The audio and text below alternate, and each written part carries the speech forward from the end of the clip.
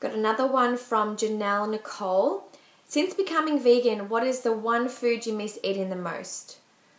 I don't really miss anything. So there's a few reasons why I don't miss it. I know now where my food used to come from, how it got to my plate, and the cruelty involved in it.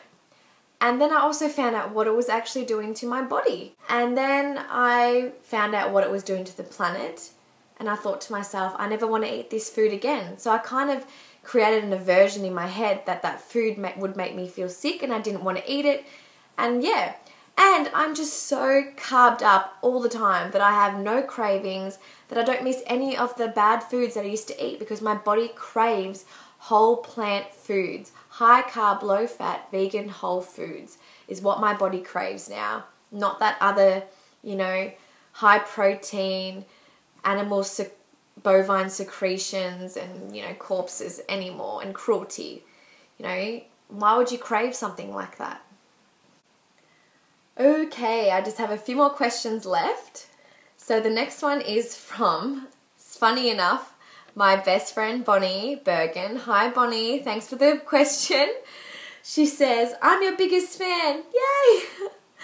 And I want to know if you ever feel like you're missing out when out for dinner with non-vegan friends. Okay, so it kind of relates to the other questions that I did about whether I've lost friends and me having cravings for the old foods I used to eat. Firstly, about the friends, hopefully if they're good enough friends, I would choose a restaurant where I can eat and I'll feel like I won't be missing out on anything. 90% of the time they are pretty good at it.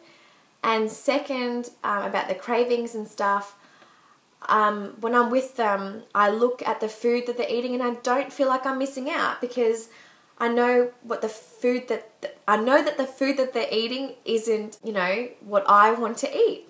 And it's okay that they want to eat that, but it's, I know how my body will feel eating that food. I know where the food has come from, and I know, the cruelty involved in some people's meals. So anyways, and another reason, I used to hate going out for dinner with my friends. Like I loved and hated it because before going out to a restaurant, I would look at the menu online and choose what I was going to have and then put all the calories in my calorie counter and choose the one with the least amount of calories in it. Like that's messed up. And now when I go out for dinner, I can eat as much as I want. And I love that because my friends are like, what? How does she eat so much but stay so fit, Not that I'm really that fit, but you know what I mean?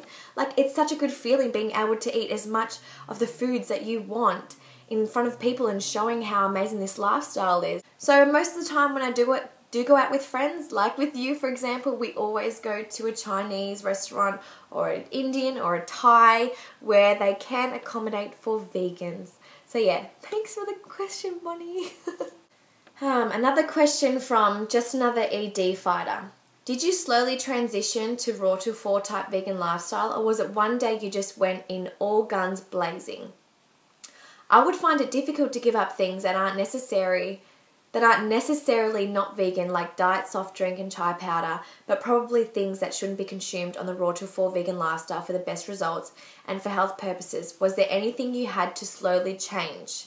Okay, that's a really good question because when I used to start something like a new diet, I used to always not give up certain things that weren't allowed in the diet, and that's how I used to fall off the bandwagon, and how I kept going round and round in this cycle, in the bad cycle, going in a downward spiral in these diets.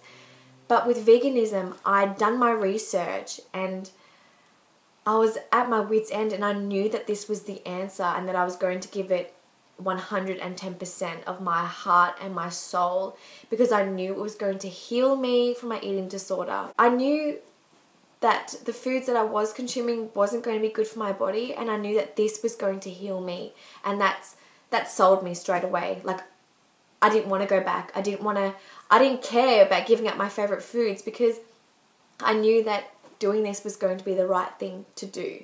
I started raw to 4 like to the T, like Bible. Like I followed all the rules correctly for like 2 months. And I had never felt better in my entire life. Even in the first week, I felt amazing. And I thought to myself, it makes me feel so good. Why would I ever, want to have other things? If you're going to do something, do it 110% with your heart and soul. And then if you're so passionate about it, you won't want to have those other foods. It's so easy to keep going down in a downward spiral than it is to go up. So that's why people choose to keep going down and down and down, because it's easier. But once you go past all the stuff that you think is hard, then the rewards that you will reap will be so much more amazing, and you'll feel satisfied and you'll feel happy and healthy. Nothing in life really is easy. Everything's a challenge. And the greater the challenge, the better the outcome. I think so anyway. So for me, the outcome of being raw to 4 and, giving up all the other foods that I had changed my life for the better, and I'd never go back. So another question is from Fruits Are Drugs. I'm really struggling with my body image. My ED is screaming all the time. How did you manage to love yourself for who you are and ignore the beauty standards, like being so skinny, having thigh gaps and stuff like that? I know how you feel, because I was like that for years. And I'm going to be 110% honest with you right now, but I still feel like that sometimes. Not as much as I used to. I feel like this on very rare occasions, because in the end you're human, and yeah, it's hard, but I think it's the way you see yourself, not how others see you. I think people are sometimes clouded by themselves. They just think about what people think about them. They don't actually put down the barrier and take a look at themselves and look within their hearts of how beautiful they really, really are. And sometimes I look in the mirror and I just am so happy that I have the body that I have. I can walk, I can talk, I can run, I can jump, I can do all the things I want to do still, and I should respect my body and love my body for allowing me to live. I mean, my body isn't perfect. I've got cellulite, I have stretch marks, I have love handles still, but it doesn't compare to how happy I am within myself and the person that I've become. Because in the end, people don't care how much you weigh or what you look like. They care about what's inside.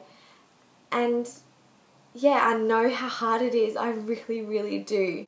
And ignoring all that, all the society wanting you to be skinny and all the thigh gaps and stuff like that, like that's the most fucking stupidest thing I've ever heard. Like, half the models and people on TV are photoshopped, it's been edited, and the thigh gap, I mean, even when I was anorexic and at my skinniest, I still didn't have a thigh gap. Like, it's so stupid. Everyone's different. You just got to learn to ignore it. And it's just society. It's just distractions. It's a status quo making you feel inferior because that's what they want. So you just ignore it. It's not real. Just think about the people around you and what they think about you. The people that you love and care about. They're not going to care whether you have a thigh gap or whether they care. They don't care that whether you're skinny or fat. They're going to love you from what's inside. And if you love yourself for who you are, they're going to see that, and people around you are going to see that. A way to get over this, I think, is to try veganism, is to try the high-carb lifestyle. You know, drink lots of water, carb up, eat as much fruit as you want, and have, good night's rest, and the hatred of yourself will go away because you'll be having all these serotonin levels, and your body will become automatically beautiful to you. I can't explain the feeling, but you start, when you are on this lifestyle, you start to drop the superficial stuff that used to, control your whole life. And you just see everything for its raw and rare beauty. You really do. Everything around you, you see beautiful, even yourself. And another good thing is to write affirmations and tell yourself daily mantras. I used to do that all the time. I used to meditate and say, I'm beautiful, I love myself, I'm perfect the way I am. And just by changing your mindset like that, it does amazing things to you. It really does. And it's taken me a while to get over that mentality of hating myself. But in the end, your body is your temple and you only have yourself, really. So you've got to love the only person that you really have. Does that make sense? Like, I don't want to say that I'm alone because I have so many people in my life, but you know, your body is you. It's the only person that you can truly depend on and that would always love you back. I mean, your body is fighting every single day to keep you alive. Like, it's keeping us alive. It loves us. It wants to live. So we should respect it and love it back. And I promise, when you start being positive and sending out all those positive vibes to yourself and to the things around you, all this positive energy is going to come back and your body's going to feel that. It's just so sad to know that girls still feel like this, and it's the worst feeling in the world. But yeah, and another thing, stop looking at your imperfections. Start looking at your perfections of what you really love about yourself. That's what I used to do. I love my smile and I love my hair, and yeah, that's some good things about you, and you should be telling yourself that every day. And yeah, anyways, I'm rambling on again, but I hope that answered your question. I think I know it's really hard, but as long as you're taking it step by step, day by day, loving yourself more and more, you know, good things will come. It does take time, but it's so hard not to get emotional talking about that, so I'm sorry. So anyways, guys, I'm going to wrap it up here. Thank you so much for watching. I hope I answered most of your questions. If you have any more questions, leave them down below or ask me on my Instagram. I love answering them and giving you my opinion and my answers to things. Oh, it's nearly dinner time. I'm really hungry. So yes, woo!